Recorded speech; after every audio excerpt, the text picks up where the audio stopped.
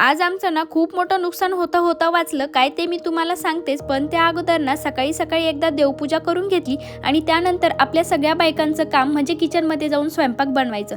मीही तेच पटापट आज ना डाळबट्टी बनवून घेतली आणि त्यानंतर ना यांनी काय आणलं होतं ते बघत होते। एवढ्या थंडीच्या दिवसामध्येही हे कैरी घेऊन आले होते। जेवण वगैरे केलं आणि त्यानंतर आणलेला भाजीपाला स्वच्छ धुवून आणि निवडून वगैरे ठेवून दिला। त्यानंतर माझ्या घरातील जे छोटे मोठे कामं होते ते आवरून घेतले आणि दुपारच्या वेळेस ना आम्ही डीमार्टला गेलो। डीमार्टला जाताच ना आमचा मोबाईल गाडीवरून खाली पडला आणि एका माणसाने तो घेतला। त्याला फोन लावल्यावर तो माणूस काय बोलला हे जर तुम्हाला ऐकायचं असेल तर यूट्यूबला लॉंग व्हिडिओ आलेला आहे, नक्की जाऊन चेकआउट करा। त्यानंतर ना आम्ही बिलिंग वगैरे केलं आणि घरी येण्यासाठी निघालो। घरी आल्यावर सगळ्यात अगोदर तर चहा पिली आणि डायरेक्ट रात्री वॉकिंगला बाहेर गेलो तेव्हा व्लॉग शूट केला।